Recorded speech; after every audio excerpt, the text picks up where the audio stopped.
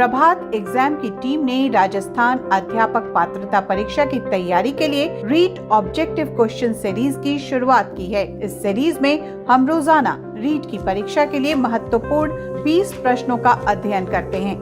Read की परीक्षा से संबंधित अन्य महत्वपूर्ण प्रश्नों का अध्ययन करने के लिए आप प्रभात प्रकाशन की पुस्तकों को Amazon या फ्लिपकार्ट से भी खरीद सकते हैं, जिसका लिंक डिस्क्रिप्शन में दिया गया है। और अब हम शुरू करते हैं। क्वेश्चन नंबर 1, निम्न में से कौन रचनात्मक आकलन का एक उपयुक्त उपकरण नहीं है?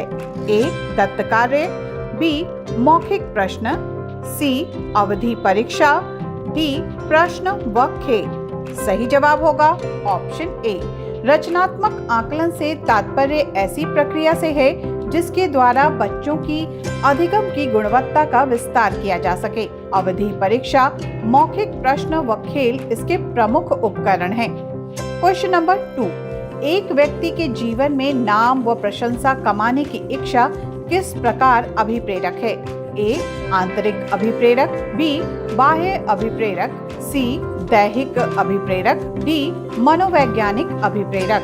सही जवाब होगा ऑप्शन ए। एक व्यक्ति के जीवन में नाम व प्रशंसा कमाने की इच्छा उसकी आंतरिक अभिप्रेरक है। इस प्रकार के अभिप्रेरक प्रबल मनोवैज्ञानिक दशाओं के कारण उत्पन्न होते हैं। क्वेश्चन नंबर 3, मनोविज्ञान का क्षेत्रवादी सिद्धांत दिया? ए, कर्ट लेविन ने, बी, C.T. मॉर्गन ने, सी, लियो फेंस्टिगर ने, डी, हेनरी गोडार्ड ने। सही जवाब होगा ऑप्शन ए।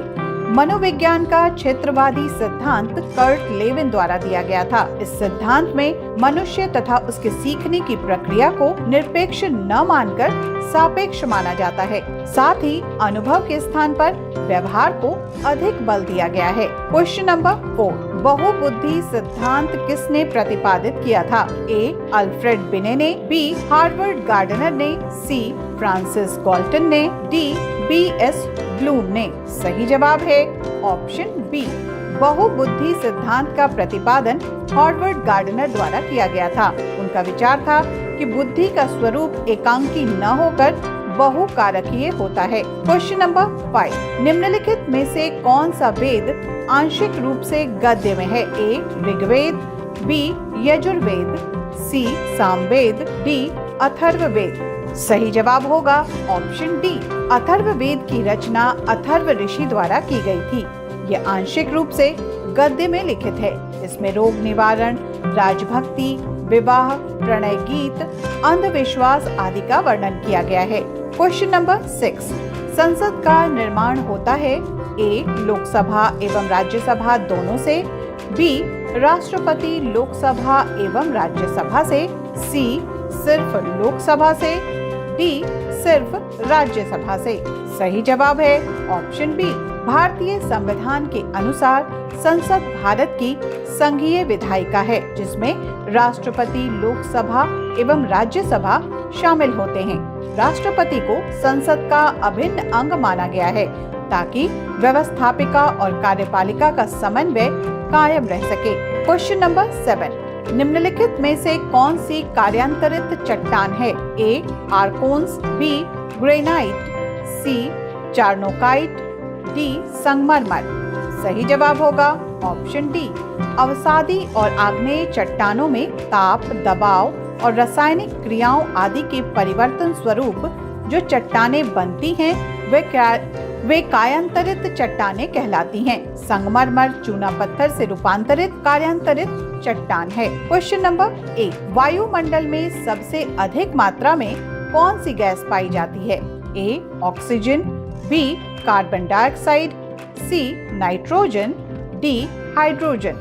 सही जवाब है ऑप्शन सी। वायुमंडल में सबसे अधिक मात्रा में नाइट्रोजन गैस पाई जाती है।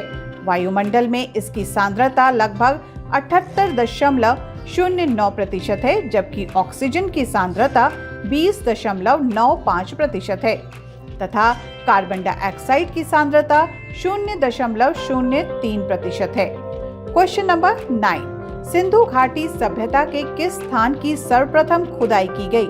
ए, मोहनजोदड़ो, बी, कालीबंगन, सी, हड़प्पा, डी, लोथल। सही जवाब होगा ऑप्शन सी। सिंधु घाटी सभ्यता के हड़प्पा नामक स्थान पर सर्वप्रथम वर्ष 1921 में राय बहादुर दयाराम साहनी द्वारा इसके अवशेष खोजे गए थे। इसी स्थान के नाम पर इस सभ्यता को हड़प्पा सभ्यता के नाम से भी जाना जाता है। Question number 10। मुगल शासनकाल में भारत में व्यापार के लिए आने वाले प्रथम यूरोपीय कौन थे? ए पुर्तगाली, बी डच, सी अंग्रेज, डी फ्रांसीसी। सही जवाब होगा ऑप्शन ए। मुगल शासनकाल में भारत में म्यांमार के लिए आने वाले प्रथम यूरोपीय पुर्तगाली थे। 20 मई 1498 में वास्को डिगामा ने भारत के पश्चिमी तट पर स्थित कालीकट पहुंचकर भारत एवं यूरोप के बीच नए समुद्री मार्ग की खोज की थी। गुजरात विजय के दौरान अकबर सर्वप्रथम पुर्तगालियों से मिला और यहीं उसने सर्वप्रथम समुद्र को देखा था। Question number 11। निम्नलिखित में से सही जोड़ी कौन सी है? Option A SAIL Korba, B power grid Kumhari, C NTPC Bastar, D SECL Rajnandgaon. सही जवाब होगा ऑप्शन बी। सार्वजनिक उपकरणों का सही मेल निम्नवत है। A SAIL Bhilai, B power grid Kumhari, C NTPC Bastar, D SECL Rajnandgaon. Question number 12। Satnam पथ के संस्थापक थे? A Guru Ghasidas, B Kabir Das, C Ramdas, D Thakur Pyarelal Singh. सही जवाब होगा ऑप्शन ए। गुरु घासीदास का जन्म वर्ष 1756 ईस्वी में रायपुर के गिरोधपुरी गांव में हुआ था। सतनाम पंथ की स्थापना की थी। Question number 13। परिश्रमी शब्द से कौन से विशेषण का बोध होता है?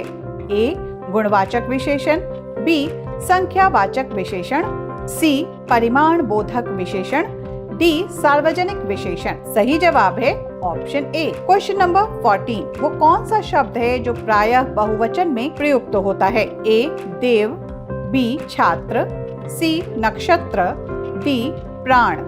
सही जवाब है ऑप्शन सी नक्षत्र।